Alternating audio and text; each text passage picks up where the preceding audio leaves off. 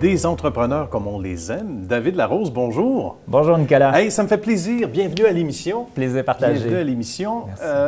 On ne sait pas par où commencer parce que ça a été un beau rêve qui s'est concrétisé, non sans travail. Comment tout ça a germé? Comment tout ça a commencé? Nicolas, c'est une excellente question. C'est vrai que c'est, tu sais, à la base, pour revenir un peu plus loin, oui. Bureau Conférencier Horizon, c'est le rêve d'un jeune entrepreneur, moi, David. Moi, je suis fils d'entrepreneur, en fait. Mes grands-parents étaient entrepreneurs. Ah oui? Mon père, ma mère étaient entrepreneurs. Puis j'ai été élevé dans ça. J'ai toujours rêvé de partir ma propre entreprise. Un peu comme toi, je suis convaincu. Déjà, à l'âge de 12 ans, ma mère pourrait raconter tellement d'histoires autour de ça. Ouais. Je rêvais de partir des entreprises. J'avais toujours des projets. Puis un jour, ben, par hasard, j'assiste à une formation en vente.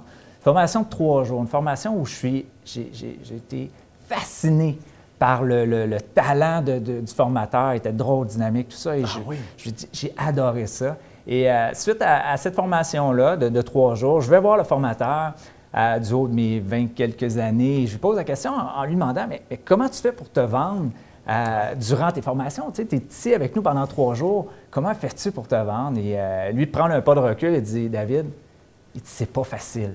Il dit, c'est pas facile. Et là, on se rappelle, là, ça fait 15 ans. À ce moment-là, les téléphones intelligents, tout ça, ça n'existe pas. C'est pas présent. Il me dit, c'est pas facile. Il dit, j'appelle le soir, des fois sur les pauses, tout ça, mais il dit, c'est pas facile de faire ça. Et là, je pose la question à savoir, écoute, si tu avais quelqu'un qui serait prêt à vendre tes services, à te représenter, est-ce que tu serais prêt à travailler avec? Et il me répond tout de suite en me disant, effectivement, oui, je serais prêt à le faire. Je serais même prêt à le coacher, à travailler avec lui. Pour moi, ça a été comme une révélation. C'était l'opportunité que je cherchais depuis si longtemps. Et à ce moment-là, comme tu sais, tu as une opportunité. Tu as le choix de la prendre ou de laisser passer cette opportunité-là. Et c'est pareil pour n'importe quel individu, pour une promotion, pour quoi que ce soit. Et comme il faut faire, je me suis lancé corps et âme à l'intérieur de ça. Mais il y avait juste un problème à ce moment-là. Et tout le monde me le disait, David, c'est beau, ton projet est fantastique, mais tu connais aucune personnalité. Tu sais, moi, je suis un petit gars d'Abitibi, petit village, 375 habitants, donc je suis très, très fier, où j'ai été très, très, très heureux. Mais là, je suis à Montréal, je suis dans un environnement. Et mon plan à moi, c'est de représenter les plus grandes personnalités du milieu du sport, des affaires artistiques, les plus grands professeurs, les plus grands chercheurs. Je prends le téléphone, puis j'appelle. La première année, on représentait 8 conférenciers, dont Larry Smith. Et ce que lui a fait, ce qui était extraordinaire, a commencé à m'introduire auprès de personnalités, auprès de gens. Et ça n'a pas de prix. Ça n'a pas de prix. Les portes. Exactement. Il m'a aidé à faire ça. Par la suite, j'ai rencontré Jacques Demers, que je sais que vous avez vu. Tout à fait. Une personne extraordinaire qui lui aussi m'a introduit. Après ça, Hugo Dubé, que vous avez rencontré, Sylvain Guimond.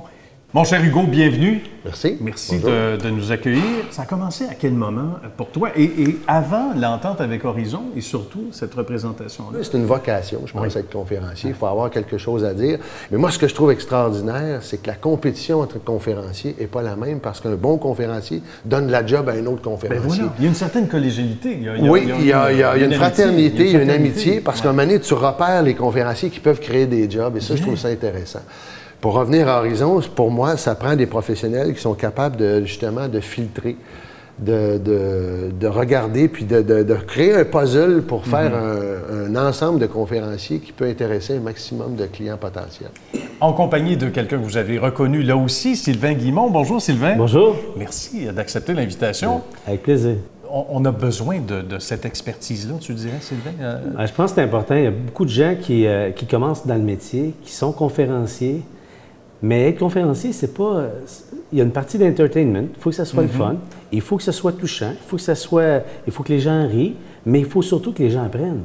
Et il faut qu'il y ait du contenu. Il faut que les gens ressortent avec quelque chose qui est important, qu'ils vont pouvoir appliquer le lendemain dans leur travail. Il doit avoir un message, il doit avoir de l'apprentissage qui se fait. Et ça, chez Horizon, David, il s'assure que les conférenciers qui sont là sont des gens qui vont livrer un message, mais surtout vont faire un apprentissage, puis que les gens vont ressortir quelque chose de la conférence qu'ils vont pouvoir appliquer dès le lendemain, puis que ça soit efficace dans leur entreprise.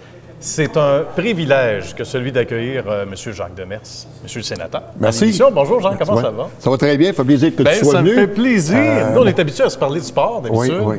Mais lorsque David Larose m'a appelé, mon patron chez Horizon, où je fais des conférences, il n'y a pas eu d'hésitation. Il faut revenir aux premières heures, Jacques, justement, puisque ça porte là-dessus, sur cette belle relation amicale qui s'est développée, relation d'affaires, mais amicale, à travers toutes ces années, quoi, au-delà de 15 ans ou à peu près, avec David.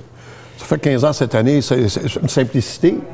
J'étais un jeune homme qui voulait commencer dans le monde des affaires.